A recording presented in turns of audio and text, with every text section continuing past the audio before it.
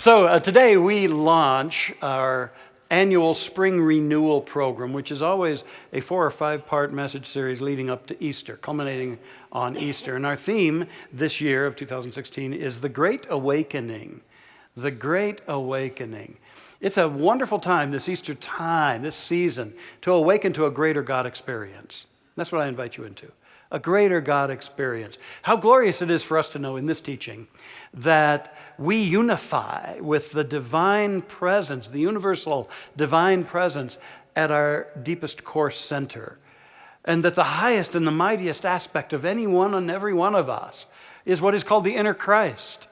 That eternal, victorious essence of us that is always capable of arising out of any life tomb and expressing greater livingness and greater awareness. That's what we're awakening to in these weeks together, and I'm really excited about it. I'm remembering that there was this ancient sage who lamented that humankind is asleep. Need we die before we wake? And in many cases, I don't know about you, but I've noticed times I've been sleepwalking, and I think the human race tends to, from time to time, just wander, sleepwalking to the spiritual reality of things, asleep to the truth that can always transform any condition, asleep to the greater story of our lives, the greater story that seeks to be written in, through, and for each of our lives. Awakening. It's high time. It's evident that it's high time, and you may feel it at a personal level. I definitely know it's high time at the collective level. It's time for our awakening. Our founder, Ernest Holmes, he writes, awakening is a process of evolution. A little here, a little there, until the whole eye is opened. The whole vision is opened. Now, awakenings, wake-up calls, they can be sometimes a bit painful or uncomfortable. I think of it like as when your foot or your leg goes to sleep, and then you try to get up and you walk on that, and it hurts a little bit. It hurts at first, but then you get going and you gain your freedom back. And it's somewhat like that with our awakenings. Our awakenings can also be a little bit jarring from time to time. A real wake-up call. I remember one time that Erica and I, along with Dr. Kent Rautenstrauss and his wife Kathleen, we were leading a tour group of Mile Highers to explore the British Isles. And the four of us, Kent, Kathleen, Erica, and I went out about 4 days early so that we could get our bearings, get over the jet lag, and then gloat at the others who weren't over their jet lag. At any rate, we had worked so hard to be able to leave, and then we had that long, arduous flight. Oh my gosh! And then when we landed at Heathrow, we were all exhausted. So we rented our car and drove, at no small peril to our lives, by the way, through the English countryside. And finally we arrived at the little Cotswolds village, and we checked in at the inn that we had booked to stay at. And then we all just crashed. We all went immediately to bed. And then about an hour or two into our sleeping, all of a sudden the fire alarm goes off in this little inn. And have you ever been in those situations where you don't know where you are and who you are? And I was so disoriented. I didn't know what was going on. Erica says I must have thought it was the phone ringing because she finally turned the lights on, and there I was holding the digital clock to my ear shouting, hello, hello. Wake-up calls are like that sometimes. A little bit jarring. But when it's most important to awaken are those times when life gets complicated or our lives get out of control. Maybe a dream collapses. The hurts mount. Our hearts break. That's when it's real important to accept the gift of the title for this first topic in the series, to journey from despair to renewal. And maybe you're feeling some degree of despair today. My heart is so glad you're here. We hold you. We support you. Dante Alighieri, in his classic work, The Divine Comedy, he wrote, in the middle of the journey of my life, I came to myself in a dark wood. Sometimes that's what happens in our lives. We have these dark wood kinds of experiences where life gets so blasted difficult and disheartening. We can all have them. And we tend to wonder, are we going to make it through times like this? Is there anything left? Or are we just going to be in a path of perpetual despair? It seems like the darkness of it all can shroud us, suffocate us, blind us. And it tends to bring us really to a crossroads where we get to choose. We get to choose whether that experience of darkness is going to be something we curse, that we curse the darkness and thus choose to have it be the foreground of our experience, the most powerful thing about us, the most obvious thing, the thing that's running our lives. Or we can choose to awaken to the realization that the darkness can be a perfect background to project a greater light. The perfect background for the great light within us. So as we seek to move out of despair or be prepared to deal with it effectively, here's the deal. Always remember that there is a spark of divinity in every one of us. All the time. And no condition, no situation, no loss, no times of despair can ever douse or extinguish that spark. There is a spark within every one of us, and we can fan it into a flame that can warm us and light the path ahead of us. And that's what I want us to do today. I invite us to do that this day. And be prepared to do that whenever life gets really difficult and we despair in this life. Now, there was a character in the Bible who went through a big dose of this. Job. You remember Job? I had one person say, I love the story of Job. And I said, well, they forgot the E, but it's really called Job. And so let me remind you about good old Job. Job, the story starts out, he was a very upright kind of guy. He was righteous and good, they describe, and very wealthy. And the deal with him was that he placed his security in his possessions rather than in the source of them, in his possessions. And he also had a very bloated sense of himself, a very bloated and self-righteous sense of himself, an overestimation of his power and his life. And anytime we stray into those areas and forget that the greatness in us is really the greatness of the divine expressing through and as us, we tend to get off course. And he did, and we tend to also set ourselves up for what Job experienced, which can be called not only a dark wood experience, but the cosmic 2x4. It definitely reaped havoc in his life, and everything he had built up was destroyed. Job, over time, and I'm making a longer story short, he lost it all. Job lost everything, and in fact, then his body became afflicted as well. And in one scene, he's sitting on the ash heaps of all of his the trappings of all of his former good in his life, scraping at the boils that were covering his body, adding insult to injury in his life. And as you might suspect, he was pretty upset about this. He was wallowing in self-pity and a definite sense of victimhood in his life, railing against God and everybody else. And a whole string of people came along to give him advice, most of which he didn't even hear and listen to. And you would think that, well, he pretty much is done. But I remind you of what I've said before, that nothing can extinguish or douse the spark of potential in you, the spark of love in you, the spark of the divine in you, the spark of renewal in you. Nothing has the power to extinguish that. Well, so into the story comes a young man named Elihu. Now, Elihu represents in biblical symbolism spiritual wisdom. And Elihu was not taken in by Job's former wealth, his former station in life, wasn't taken in by his bombastic personality or any of the stuff that had been a part of Job's undoing. He He wasn't taken in by any of that.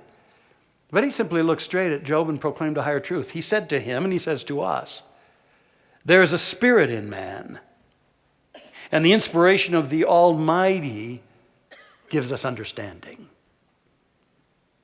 So that young man was saying, there's a spirit in you. And he says it to the Job and all of us. There's a spirit in you. And it's the very presence of the Almighty, and it gives you greater understanding, as well as greater wherewithal.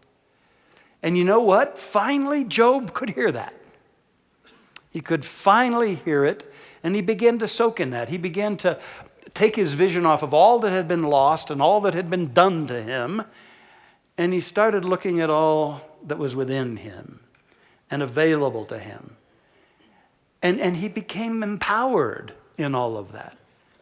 It says that he became distinctly empowered, so much so that even in the midst of all that desolation and despair, Job was so filled with a deeper understanding of life and of God that he began to pray for others, pray for some of his friends.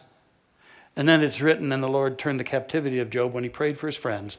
And the Lord also gave Job twice as much as he had before. So again, the rediscovery of that spark that reorients us to what really matters in this life. Now, of course, when we have fallen on hard times and we are despairing, we think that what has really mattered has been taken away, or we've been, I don't know what, offended or put down or betrayed, or whatever the case may be. And when we come back to fanning that flame, we realize there is something in us that can never be diminished by the words or actions of another. There's something within us that conditions, circumstances, heartbreaks cannot extinguish. It's the spark. It's the spark of divinity. And we can rekindle that. And again, allow it to warm us. I invite you to be doing that right now if you're in that very place. And I know that some of you might say, well, that's a nice Bible story. I love that. Yeah. Oh, stories are great, but what about today? Does anything like that, is that available in this modern day, in this day? Well, let me tell you about another guy. His name is Steve Fugate. Now, he has a home in Florida. He's not at his home very much, and I'll tell you why. Now, this happened around in 1999, that this saga begins.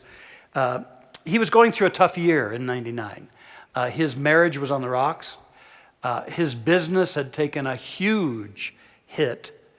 And then, to top it all off, his son, Stevie Jr., got a drunk driving conviction. And all of this just seemed to pile up on Fugate. And so he decided he needed a break. He needed to get away from it all. And he had been reading about the Appalachian Trail, which I'm told is a trail of almost over 2,000 miles that one could hike. Your next vacation idea right there. And so he decided, I'm going to hike a portion of that. So he left the business under his son's guidance, and off he went to just kind of clear his head and open up his spirit. He didn't fully understand the degree of the severity of his son's situation, and things mounted and escalated. And while he was hiking, his son chose suicide. And of course, it brought him to his knees, crushed him. And after an intense period of grieving, and by the way, I just want to pause here and say nothing in our times of betrayal means that you don't have a right to your initial feelings of upset. You're hurt and you're grieving. You got to get that energy out. You don't try to rationalize it away or block it. You get it out, but you don't get stuck in it either. So after a period of his grieving and mourning, he decided to continue his trek. He said, I'm just going to keep walking for a while. Because as he writes, when I was out there, something happened to me. Well, his troubles weren't all over.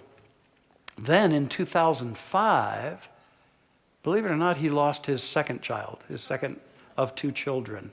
His daughter overdosed on some drugs that were meant to help her with her multiple sclerosis. But the prescription was wrong. And she overdosed and she died. So God love him. Steve said, I'm going to keep walking. I just got to keep walking. I got to walk. So he closed his business and he embarked on what he now calls trail therapy. Trail therapy. He said, I tried every sort of group therapy and it didn't work. God doesn't do group therapy. It's strictly one-on-one. One-on-one. You know what? Steve has continued to walk now for 14 years. He's 67 years old now, and he has walked through 21 states, and he's covered 34,000 kilometers in his walking. It's amazing. He wrote, my feet swell, my knees hurt, my legs hurt. I do not like walking, but I do it specially for a reason. You see, now he walks not only to continue his healing, but to spread awareness about depression and suicide. And he's even got a larger overarching purpose. He walks to remind people to love life. In fact, whenever he walks, he has this huge sign fastened onto his backpack. I'll show you a picture of Steve in the sign. It simply says, his message to us all, love life. Love life.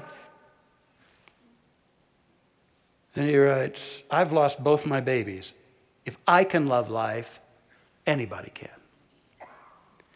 And you know, as he walks with that sign, he says people flock to him. They flock to him. He won't accept money. He said, I'm not homeless and down and out. I'm just doing this to spread a message. And people flock to him, and all he'll accept is water or a place to recharge his electronics. Because what he does is he posts regularly on Facebook and on his own website called trailtherapy.com. And he talks about life and about his journey. And he tends to believe in people, and he blames the media for making the world look so negative. And he writes, I go on Facebook and I give everyone a barrage of acts of kindness. People say, I'm glad there's still good people out there. Still good people? What do you mean? They never went anywhere. Steve Fugate. A modern Job. We can all understand. What a formula. Grieve it. Then remember it's about love and life. And here's what I want you to take away today. Walk on. Walk on. Number one, walk on with hope. You know, the Bible says, I will lift up mine eyes. You know, that's that bigger vision. We got to have a bigger vision.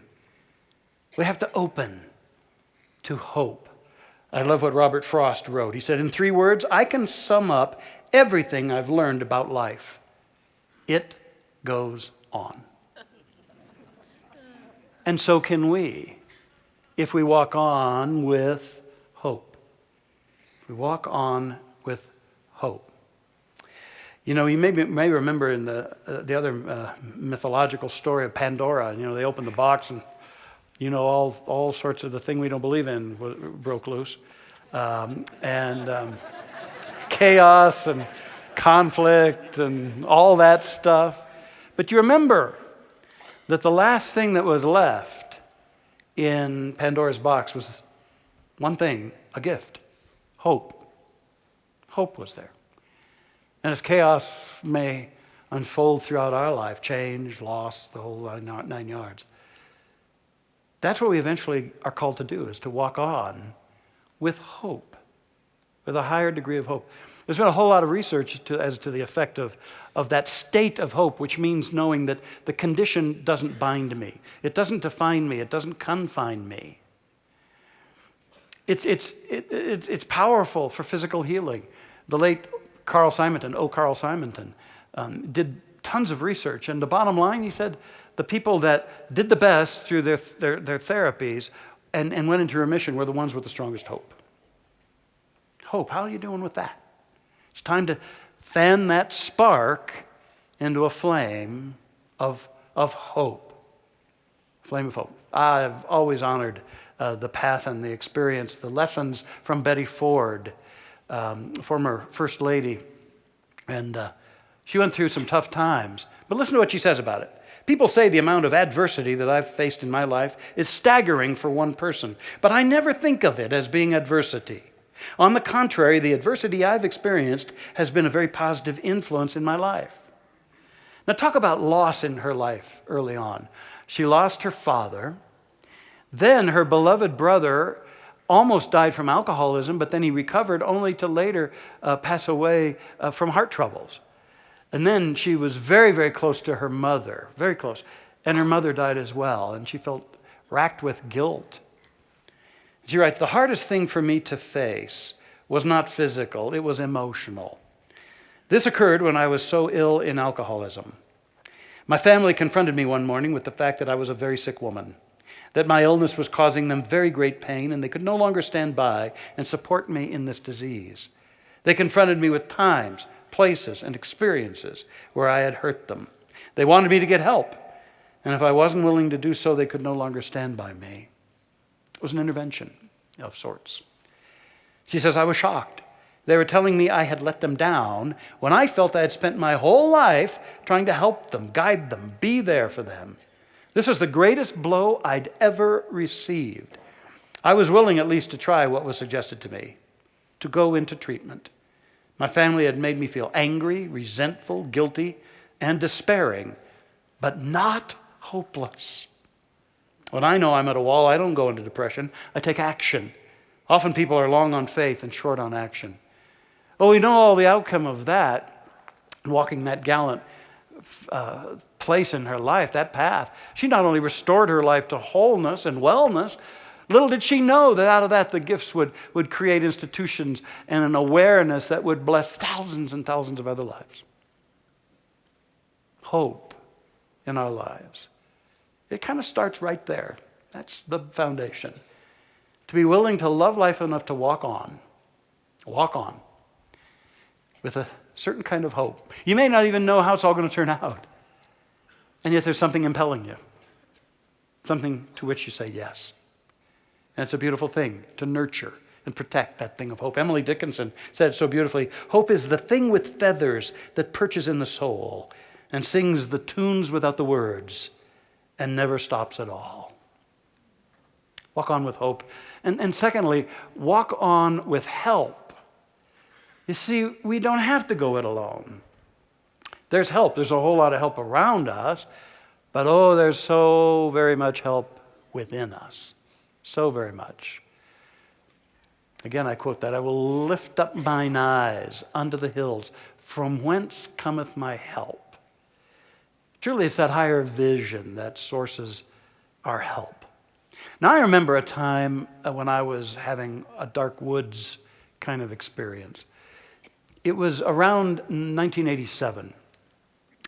And my dad had just died. And I was facing some other challenges. But I think the biggest thing is that I had come to a dry patch in my own inner life, in my spiritual life. And of course, if that's going on, then that deprives you of what you need to face the other stuff. And it was rough. I was definitely in a place of despair. And so one day I remember just deciding to take a drive, and I headed up to our beautiful mountains and went to a park I know. It's kind of up near Evergreen. I just started to walk around, hike around, and they have some stone benches there. And so finally, after a while, I sat on one of those and just tried to pray, tried to meditate. It really wasn't working well. Watched some squirrels playing with each other and thought, boy, I'd love to be as free as that. Then I looked over and I noticed on another bench, there was another person there. They were praying and they were meditating, and that communicated something to me. You know, it just said to me, we're all seeking to tune in. We're all seeking to be not so much a puppet to what's going on in the world, our world, but to be anchored within. And I don't believe it was an accident that in that moment, a memory came to me. And it was a memory of a job I had for one summer in between my junior and senior years in high school. A buddy of mine's dad worked at a foundry in Longmont. And there was a job opening for a young man to work with the parts coordinator and to run these patterns and these parts that they used to make molds to pour the metal into. And they needed somebody to run all that stuff around to where it needed to be. And I said, shoot, I need a job, I'll do it. And so I'd get up real early and drive with this guy up to Longmont, work all day and come back. I remember in the very first week I was there, I had delivered some of this stuff, and I was in the big hall where the metal is poured, and And one of the foremen that I had met a day or so earlier, he was maneuvering this big crucible of molten hot brass. It must have been 2,000 degrees or more, and pouring it and having it pour into the molds. And I was fascinated by that. And he got done and dropped it down, and then he motioned to me. He said, "Come here, I want to show you something." And he grabbed a sledgehammer, big old sledgehammer, and this guy's a big old guy, and he just whacked the side of that crucible as hard as he could. It barely left a dent. And he said, "Now let me show you something else." And we walked over to the other end of this big long building, and there was one of these crucibles that hadn't been used for a long time. He said, "Let me show you that." It was cold. He picked up a little piece of metal, and with just a flick of his wrist, he hit it, and the thing must have broken into 100 pieces. And he says, "You see, that crucible had lost its cohesive strength." He says, it's interesting that when this stuff gets really hot, it gets stronger. And I had that memory there in that park, and I thought, that's what I need. I need to regain that cohesive strength. I need to start cultivating a warm and even white-hot spiritual connection within myself. That's what I need. You keep that. You stay prayed up. You stay in the flow of that, and the knocks of life, they're not going to get you so easily. That became a turning point for me. I stopped praying about all my problems and bemoaning my fate. And my prayer was, "Oh, inner life divine, I want to know you more. I want God. I want the good of God. I want the awareness of God. I want all the energies of the divine. That's what I want more than anything." And that was the turning point. That was the turning point. Now, you see, to do this, we got to be willing to do something that a lot of people don't like to do.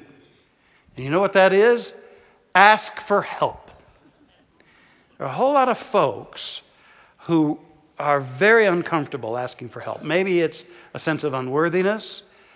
Maybe they don't want to be disappointed if the answer is no from whomever. But there's a source that always says yes to us, always grants us the good that we are really willing to receive, the spiritual food that we really want to partake in, and that's the divine within us. And we got to ask for help. You got to ask for help. I was fascinated to read that in the first 4 chapters of the New Testament, the Gospels, Jesus recommends asking for help over 50 times. 50 times. Ask. He says, "Ask and you shall receive, that your joy might be full. Ask and shall be given you. Seek and you shall find. Everyone who asks receives." He says, "What person, if their son asked for bread, would give him a stone? Or if he asked for a fish, would give him a serpent? If you then know how to give good gifts to your own children, how much more would your heavenly Father give good gifts to those who ask him?" Ask, ask, ask. It's something about an opening in us. It's like genuine willingness to receive. Now, later on, that great teacher would say, you got to ask believing. And I would add another thing. You got to ask big. Ask believing. Because you know what? In truth, everything you could ever ask for is already prepared for you and me. Already here. Before I ask, it's already given, it says. So we're just simply, our asking is saying, in effect, I'm ready. I ask for this that is already prepared for me to move into my life. And I believe it. And I accept it. And I'm even willing to ask for a miracle. You willing to do that? For greater good than you could even imagine, ask. And then get out of the way. And don't meddle. Ask for help. Oh, I love the words of our founder. Through spiritual discernment, we see that we have within us a power which is greater than anything we shall ever contact. A power that can overcome every obstacle in our experience and set us safe, satisfied, and at peace. Healed and prosperous in a new life and a new light. Ask. Walk on. Yes, with hope, with help, and walk on with heart. That's the third thing. Walk on with heart. I have come to understand that a truly mature spiritual life is not so much about convenience as it is about defiance. It's summoning that quality of heart and doggedly, deliberately choosing to defy the conditions that try to tell us who we are, to defy the conditions that want to limit us, confine us, define us, and to stand forth with that great heart that says, I will live the life I choose to live. I will not be put down. I will not be deterred. I will live the life that I am here to live. And I will go forward doing what I am here to do. That's what Beethoven did. When Beethoven was trying to write this illustrious Fifth Symphony, Napoleon was reaping havoc and about to take everything over. The whole world, as he knew it, was collapsing. But he kept writing. He kept letting his heart do its thing. Oh, you see, this heart, this heart is your connection point to divine love. It's that place where you fan that flame of compassion and love, and something within you knows that you're greater than anything you've ever faced. Your life is more than any of your past and your situations, and you go forward in a brand new way, into a brand new day. It's that love. Understand that love is here for you and me right now.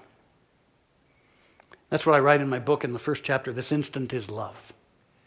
You could never be closer to God than you are right now. You could never be more loved by the divine than you are right now. Right now. This very instant, as you listen to me. Divine love, holding you, loving you. And now we get to open to that and allow it to really show us true greatness. Not the lesser Job, but the higher self in us. True greatness. I close with a story that I found so very touching for a long, long time. It's about one of our servicemen in the Vietnam War. And he was jumping out of a helicopter in a war zone near Khe Sanh. And he was shocked that just as he hit the ground, a grenade rolled up a few feet away from him. Now, instinctively, he reached down to grab it to throw it away from his squad. When he did, it went off. And it took off his right arm and both of his legs. So there he was, one left arm and a torso, left to try to live. Well, they weren't sure he was going to physically live, but when they had secured his ability to heal physically, he faced a long road. He was devastated, of course, and then he thought, well, my life is finished pretty much. I'm just going to be a vegetable, laying around, making everybody take care of me. And he went to a dark place. The dark woods was where he was hanging out for a long, long time, despairing to the max. But he writes that one night, when he felt at his very lowest, he just feebly prayed for help. And while he was awakened from sleep, and he had an experience, he writes about it. He said, I had a spiritual encounter. And God seemed to transmit a message to me saying, look, your brains aren't in your legs or in your arms. Your brains are in your head, and you've still got that. And you've still got a great heart. And you can still believe in me, and you can still believe in yourself, and you can still believe in life. And the message concluded, never give up. Never give up. Never, never, never give up. He got that message. He fanned that flame, that spark into a flame. His heart opened, and he decided to go forward in a brand new way, to walk on with heart. And he would do that so beautifully that eventually he would roll his wheelchair into the Oval Office, and the President of the United States would administer the oath for him to become the Director of Veteran Affairs.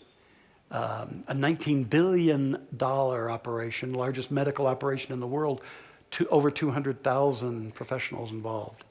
Let's speak of Max Cleland, the late Max Cleland, who, when they were putting him up for confirmation before the Senate, he was confirmed unanimously, which is hardly ever done, and with a standing ovation. Truly one who shows us that it's never over, and we can move on. So I invite you this day to make a pact with yourself that should this despair come to you, or if you're in that place right now, love life and walk on. Fan that spark of divinity. Let it warm you and walk on with hope, with help.